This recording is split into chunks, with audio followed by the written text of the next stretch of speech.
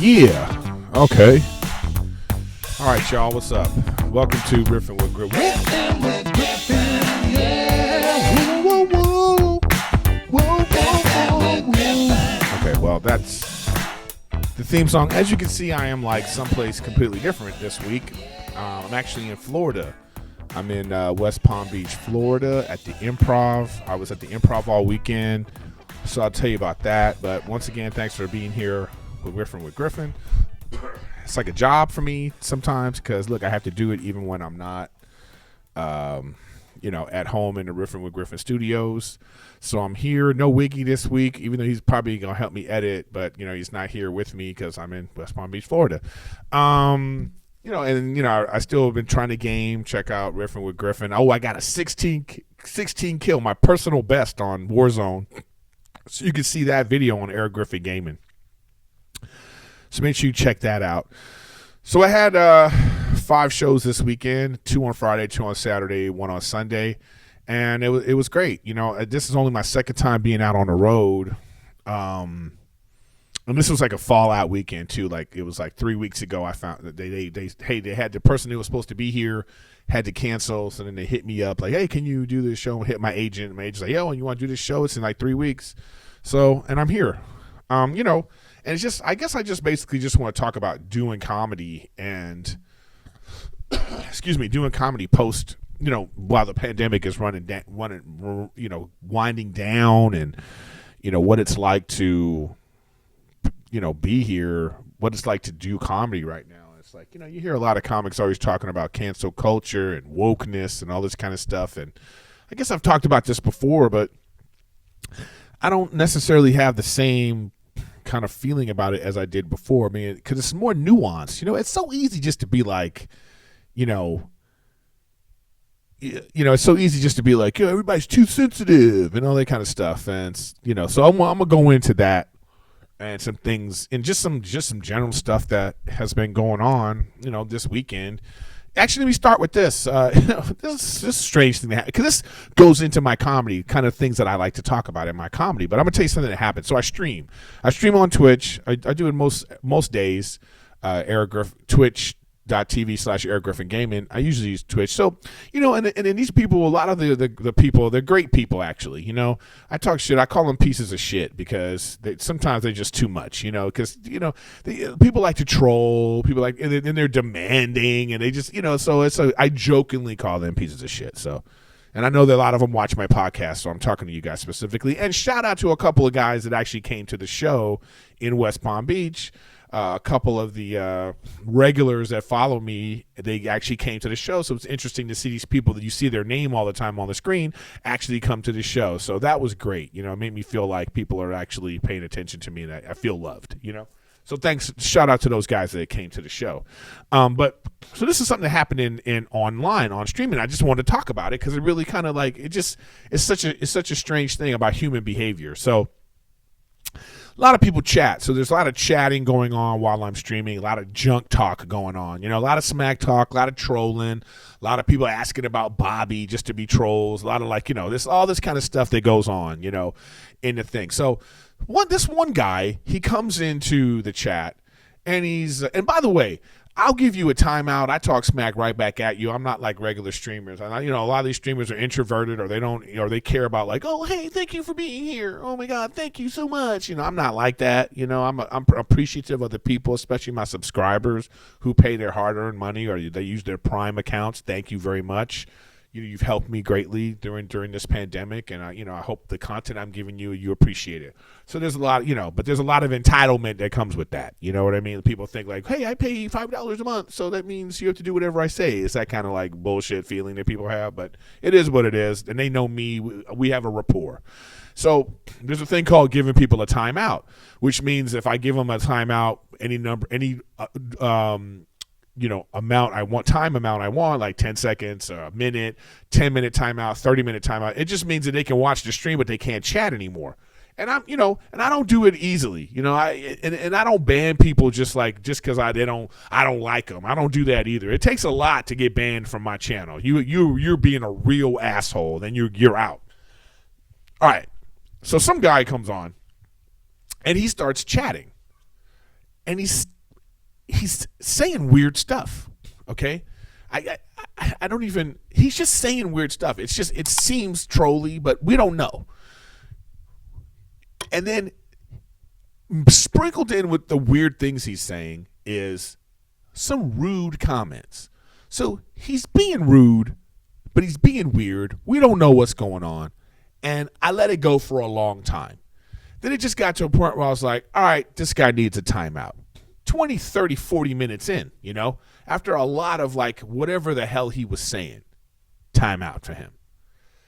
Then we get a mess. Then one of my moderator of the channel, so there's like I have like 4 or 5 people that are like moderators, so they look at this stuff and they can be like, all right, that guy's got a timeout, I got to get rid of this guy, and we can leave each other mod notes. It's actually a pretty cool community if these are like fans that have become like a part of the channel. So one of the mods tells me, hey man, I got a message from this guy that you gave a timeout to. He's so upset. And it's like, okay, bye, see ya. You know what I mean? All right, so then I get a message from the guy, and he says this. He goes, hey, I have Asperger's, so you shouldn't be too quick to give somebody a timeout. Blah, blah, blah. Goes on and on and on with this like entitlement excuse that people like to use. People like to use their ailments. People like to use tragedies in their life as an excuse for bad behavior, as an excuse for like special treatment. Nah, man. Sorry, it don't work like that on Erik Griffin Gaming. And I'm going to tell you why. If you have an ailment, if you are autistic, because this is on the spectrum of that, if you're autistic and you have trouble communicating with people, all right, and you start communicating with them for an extended period of time and they don't get you, it's time for you to step up and say, yo, guys, I know it seems like I'm being weird, but I have Asperger's. That's what's going on right now. Now, I'm not saying you have to do that up top. I'm saying once you see people aren't getting you, the message is getting lost in the delivery, that is on you to be like, yo, hey, guys. And then we can make the decision like, oh, now we get it. All good, dude. Or if you're being a dickhead, you could be like, I don't care. See you later, right? Whatever the thing might be. But for me, I hate when people do this kind of stuff. Like, I'm holding you accountable, bro. You were being an asshole. You were being the ass in Asperger's, okay? And I'm sorry, you don't get to use that later. You don't get to use that to let yourself off the hook later because people responded to you in a way that is like perfectly acceptable for the way you were acting. You can't come later and be like, well, I was acting this way because of this. If you can use that as an excuse, then you can use it sooner. Like, I can't stand it. It would be like if you got a nut allergy, right? And you go to somebody's house. They serving you food, and it's just nuts all over the food. It's just nuts, okay? Nuts in the salad. It's like a nut-crusted ribeye or whatever, And then this is how you respond. You're going like, oh, I can't eat this. What's this? Man, why would you? I can't eat that. I don't like this. You just had a general attitude like, ugh. And then the person goes, well, shut up. Well, I'm serving you this food. And then they get mad and kick you out. You can't come back later and be like, hey, I have a nut allergy. So, you were a little rude to kick me out because I have a nut allergy. Like, nah, bitch. You know what you're supposed to do? Up top, you go, hey, thanks for cooking dinner. Just, I have a nut allergy, so I can't eat this. And then, problem solved. They go, oh, I wish you would have said something, or whatever the thing's going to be after that. But you can't come after the fact, people responding to your shitty ass behavior, and then you come with your excuse like we're supposed to just let you off the hook. Don't work like that, man. Sorry, bruh. So, to the autistic community out there and the people that like, what this teaches you is that it ain't even about the autistic community. It's about human beings in general. Anybody, no matter where you come from, no matter what's up with you. I don't care if you're handicapped. I don't care if you're autistic. I don't care if you're, you got a limp. I don't care if you got whatever your thing is that you got. you could still be an asshole and people can respond to you as such, regardless of your thing. You don't get to use that as a shield all the time, you know? So learn that, and that goes for anybody listening to my podcast out there. This is just a lesson in like, hey, you know, we should listen. It's not like we were treating this guy like shit up top, you know? It was like, it just was weird because we didn't know what was going on, what he was saying. Then he wants to come back later and be like, well, I was being weird because I'm weird.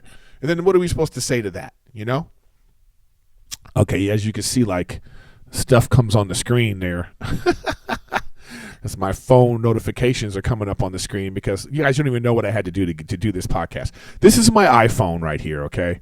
I got it hooked up to my computer with OBS, and then I have my mic hooked up to this mixer. I didn't bring the right stuff, so, you know, so it's just a whole thing. But I feel responsible, and I have to do my podcast. You know what I mean? It's just I've made it a thing that I do every week.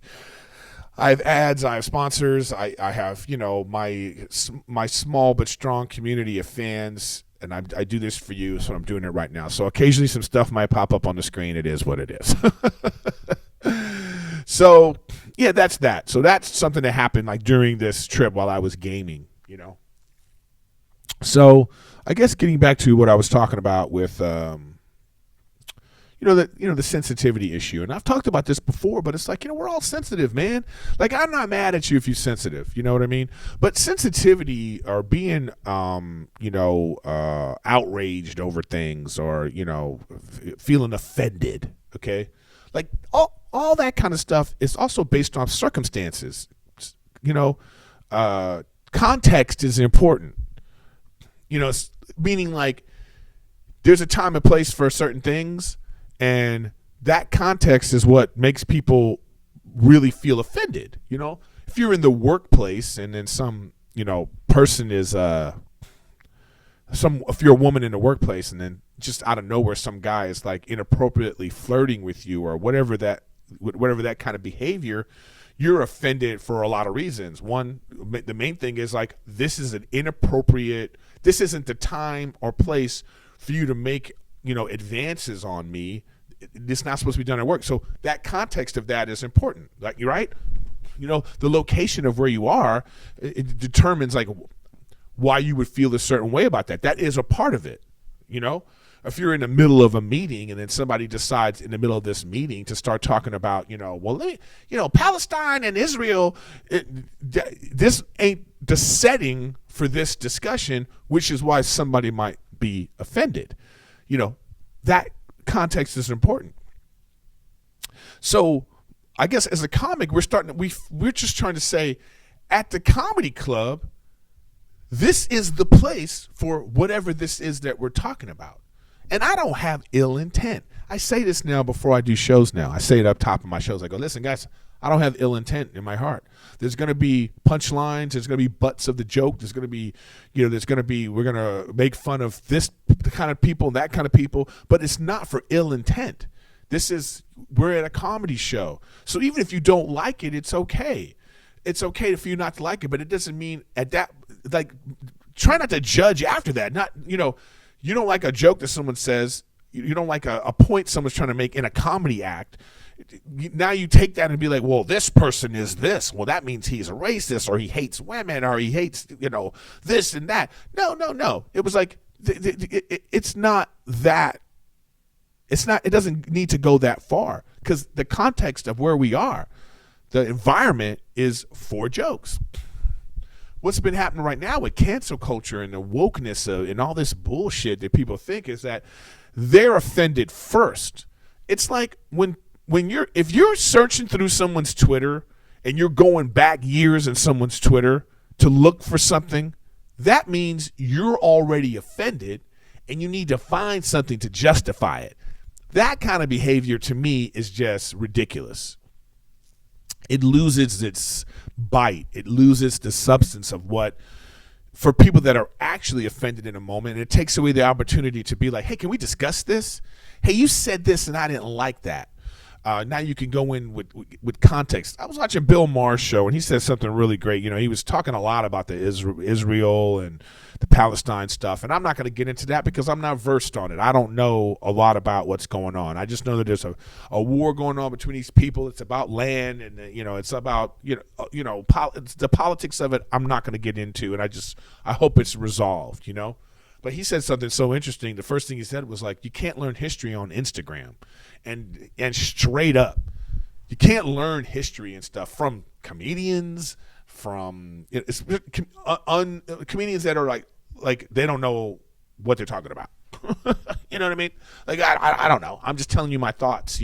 So, and I think that's something that is lost in even when somebody is trying to act like they're offended by something a comedian says or does, the joke of, even if you're looking back on somebody's Twitter and you see something that you would deem inappropriate. I mean, there is a part that's like, well, how long ago was this? Has the person changed? Have they grown? Even if it's something terrible, you're just like, well, what was the context of this? Were they trying to be funny and they just missed the mark? Or, it's like at a certain point we have to go like, hey, let's discuss this. If it's so bad, like what's your intent is my point. What is your intent? If you're trying to look back on someone's life, what's your intent? Is your intent just to be to get clout points? You want your woke points? Look what I found, and I am ready to look what I'm doing. I'm a champion. So then it's not even about the subject. So you see something that you deem racist, but you've made it all about you finding it. You've made it all about well, we're going to we're gonna hey, look, we're gonna cancel this person. Look what this. And then it becomes about you, not about this overall message of stopping hate. And the message gets lost half the time when people are looking to be offended.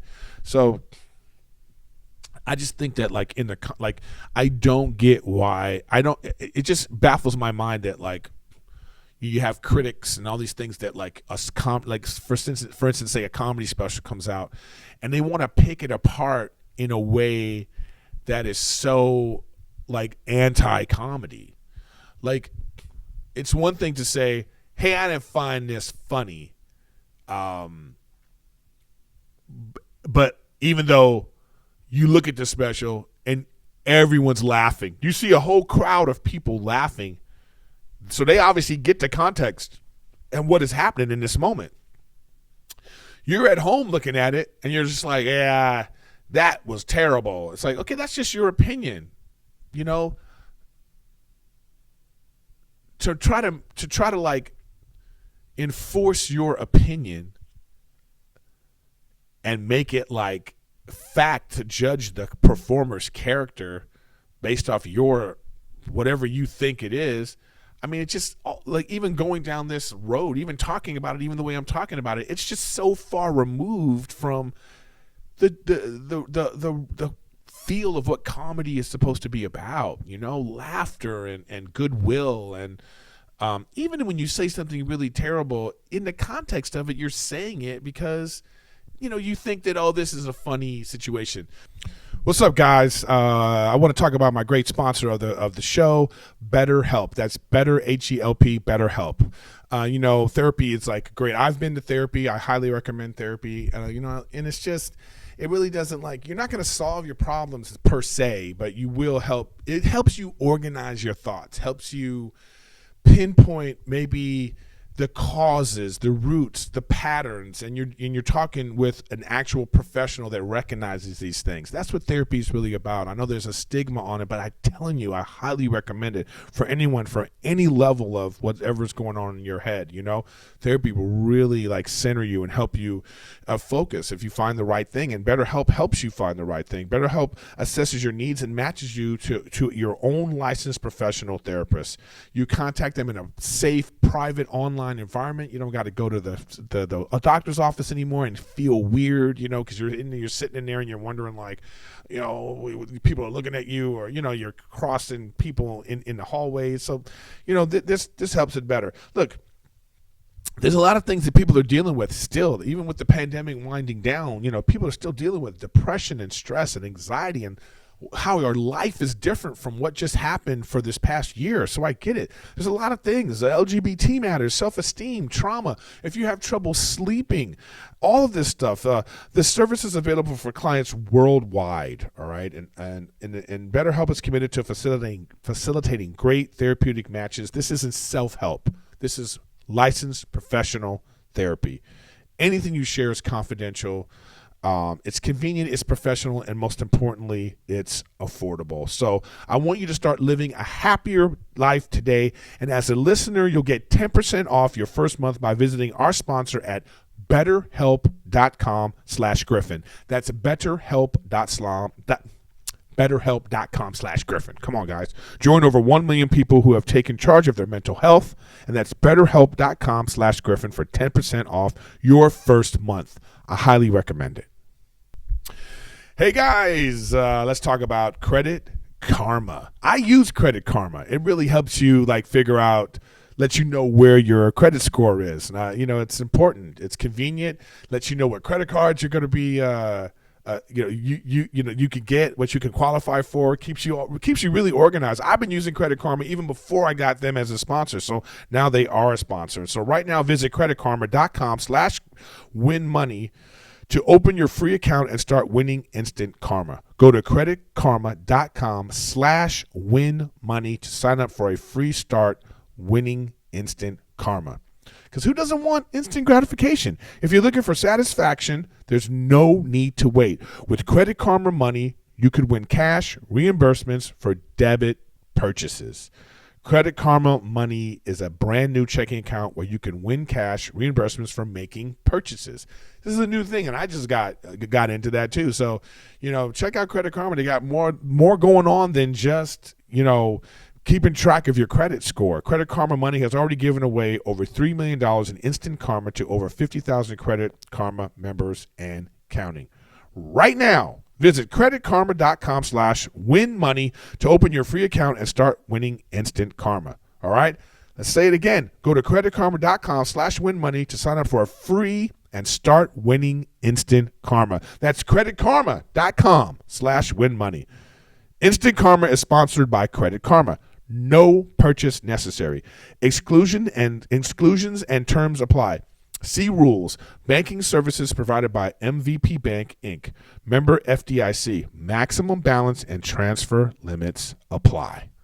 Let's get back to the show. So I haven't talked about this yet, and I think it's time I talk about it now. This thing that happened with my buddy, with Tony Hinchcliffe. He's in Austin, Texas, and, Asian comedian goes on before him, and then Tony goes up and he says some Asian jokes, and then the way it was presented to us on social media, it was if Tony didn't even know who this guy was, that he was some random stranger Asian comic, and then Tony just out of the blue decides to go on a racial tirade against this guy. That's the way they presented it. That's not how it happened. That's not how it happened. In the context of how it happened, Tony was making a joke. It didn't hit the mark. Okay, that's all. All right? But I get the joke he was trying to make. Sometimes in comedy, the worst thing that's going on, you make fun of that for that joke, for the reason that we're making fun of this because we're not supposed to make fun of it, and that's why it's funny. I mean, it's so meta, man. It's nuanced, But the way people attacked him, I think it was completely unfair. Because they didn't show the whole thing. It's like a lot of levels to it.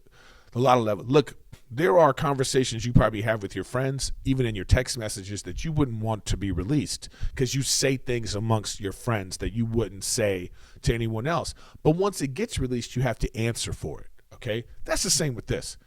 This shouldn't have been recorded, and it shouldn't have been released.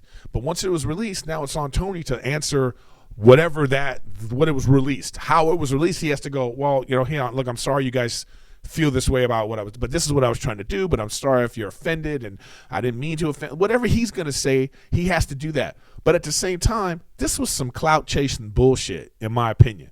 To put that out with the tone of what's going on in the country with cancel culture and then especially with the rise about Asian hate, that whole movement that's going on right there, that. What I'm trying to say is I understand the nature of the joke. It's because of that in this joking environment, the context is that's why it would be funny. That's why it would be funny. If it didn't hit the mark, I get that. Hey, we can shame him for that. Hell, yo, bro, it wasn't funny. Okay, you didn't perform it well enough. But to attack the guy as if he's some sort of like he hates Asian. That's not the case. And I didn't appreciate how it was presented. I just think that it was unfair. It was an unfair characterization of the guy, and it was put out in a way that it was like it was weaponized for clout, and I didn't like it. I'm not excusing it. You know what? I've already explained myself. I don't need to I hate the fact that you have to really parse because people will parse your words and they'll make it whatever they want. Okay. And I take offense to a bunch of comics who were coming out like, this isn't comedy, as if their vanilla comedy is how the only way you could do comedy. There's lots of different ways to do comedy. There's shock comedians. There's people that try to go for it, and they just, sometimes you miss the mark, but let's not act like this guy's the freaking devil. So, my support goes out to Tony, and my support goes out to the Asian comic too. It's sometimes in that environment of Kill Tony, the roast battle environment, this kind of roasting, you're always getting roasted, and you're always like I've been on Kill Tony, and Tony goes, it's too much for me. I don't like it all the time. I don't like, you have to talk shit about me every single time I'm sitting here, every single person comes up, but that's the nature of that show, and that guy knows it because he's been on that show. And if you didn't like it, you go to the dude because you know him and be like, yo, man, can you not do this? I don't really want to do this anymore. I don't like the Asian jokes anymore. Can we move on from it? That's how you handle that. To me, that's how you handle that. All right. I don't know what people are going to think of that, but I'm sure you'll make of it what you want to make of it. But I said what I had to say. That's that. I just hope we can I just hope we can get to a point now where we can when we could just communicate. That's really the thing. Something goes wrong or you feel like there's a problem. Can we get back to the point where these people can discuss it? Can we get to the point where, does everything have to be on the internet? Does everything have to be put out there and now it's just judged, and then people have their own opinions on it when they don't even know the full story? We don't know the full story. We weren't even there in the room. We didn't comedy is about being in the room and experiencing whatever that is. It's really hard to capture that. That's why there's not a lot of great comedy specials. It's hard to make a great comedy special because that thing that is happening live in a room, and that's unedited, it's unfiltered, and you get a sense of what's going on. There's a nuance to it, guys. There is. And like I say, just to say it again, I can understand the swing Tony was making to try and make it funny in that moment, and whether he hit the mark or not is fine. It's neither here nor there. But I'd say one thing, let's not judge the guy like he's some terrible person, because he's not. Okay. All right, boom. Let me see how much time I've been going. This is damn, I gotta look, all right. I got my OBS over there. Man, this is I'm over here Jimmy rigging this, man. I got my laptop.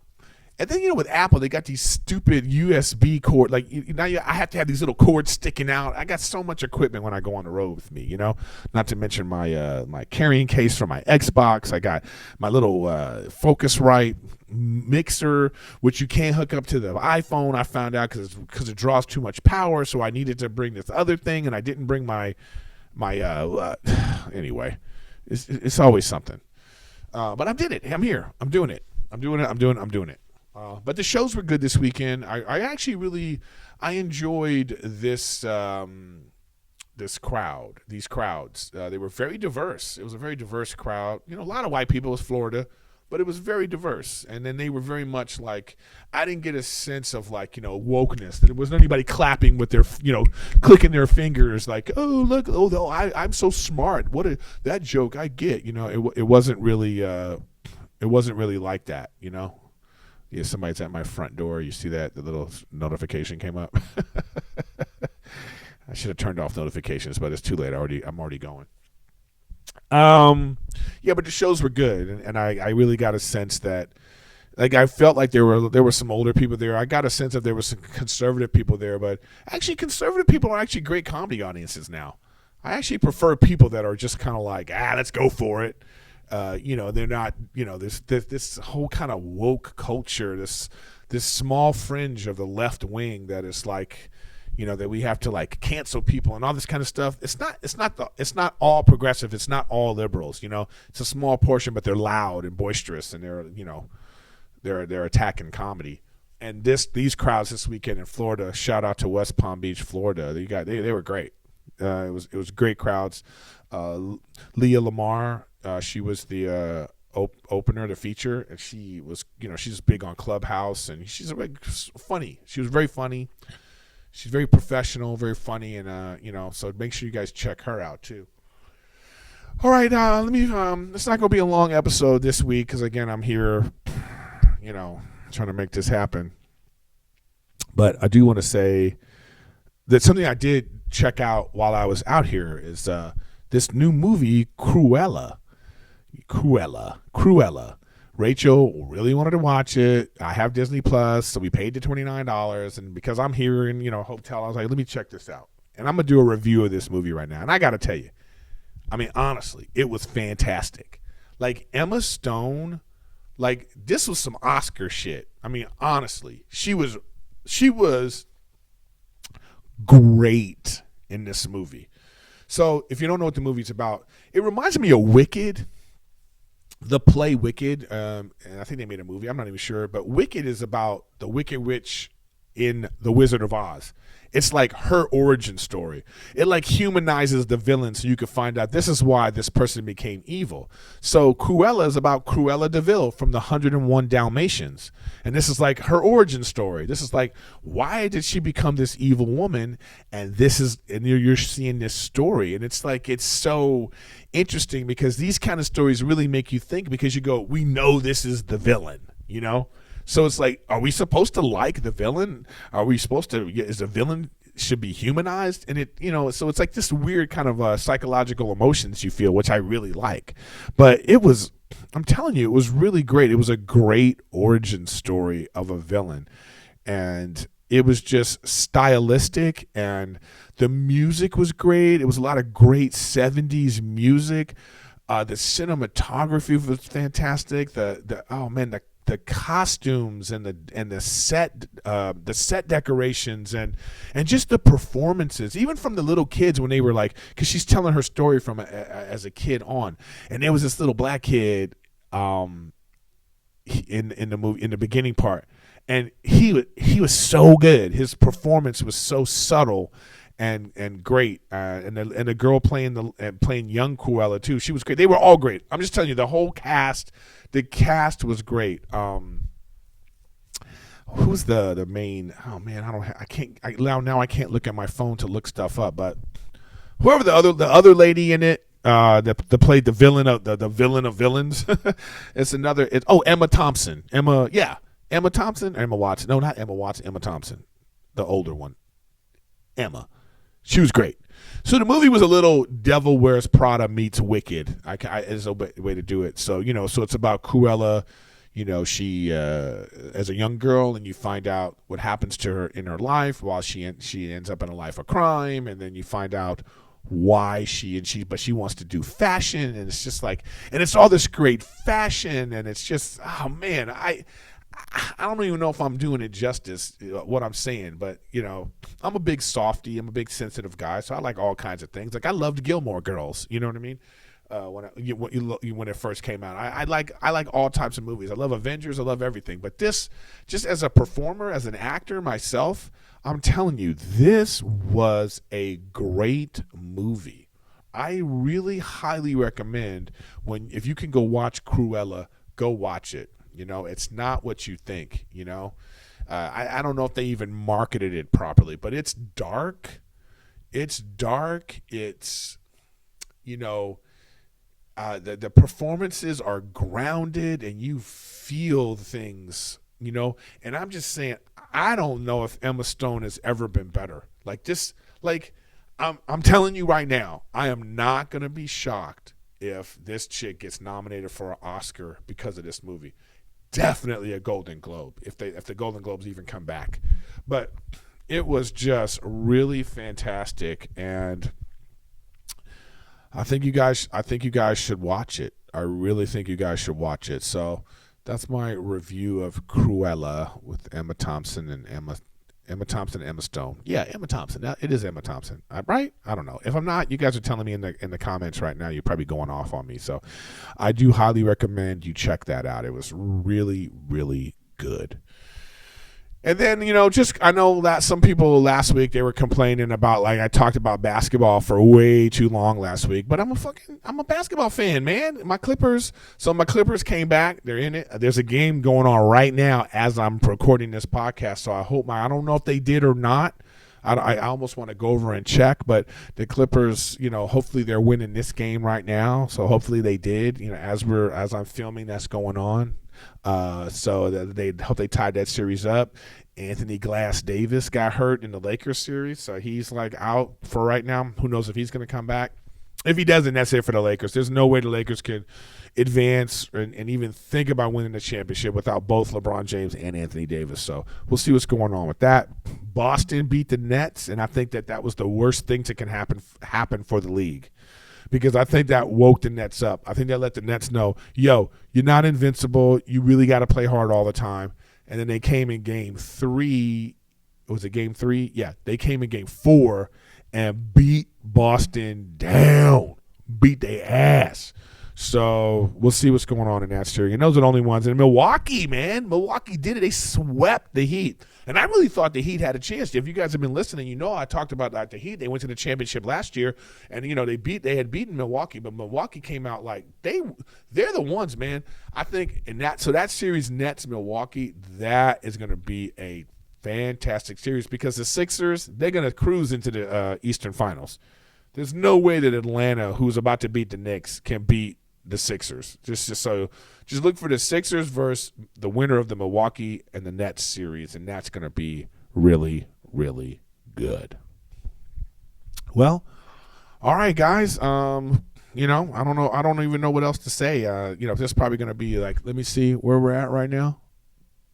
This is probably going to be like a really short episode, but it doesn't matter. I don't have to have a big old long episode every single time, right? Maybe some of you guys probably liked a little short episode. I mean, it is what it is. But next week I will be in Austin, Texas. This new movie, a movie I was in, which I'll probably do a review of on my podcast. Hero Mode is coming out, so that's going to be in Austin next week. Actually like Friday, I believe. It's either Friday or Saturday. I think if you're in Austin, if you want to come to the movie, hit me up. Maybe I can get you in. I don't know. I think they probably want people to come watch the premiere.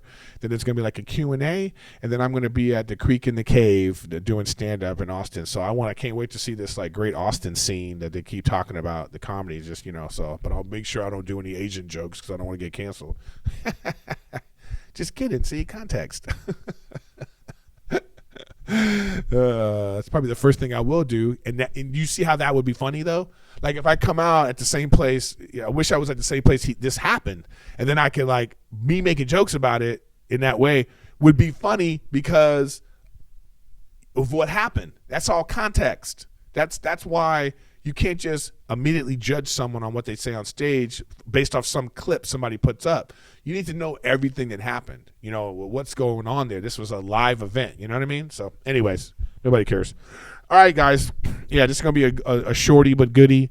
Thanks for listening. Thanks for watching. Thanks, as always, for doing what you do, because I do appreciate you guys. I appreciate the support. I have like a small but mighty fan base, and I do appreciate you guys, and I'm keeping pumping these out for you, because I do enjoy doing it, and I appreciate the support and love. So keep subscribing, keep following, keep doing all that stuff that you do, and I will see you next week. And it'll probably be, I'll be doing another episode on the road, so I'll probably be doing another episode in Austin next week. So hopefully, maybe I'll find somebody out there I can interview, and we'll see how it goes. All right, guys, take care. Much love. See you next week.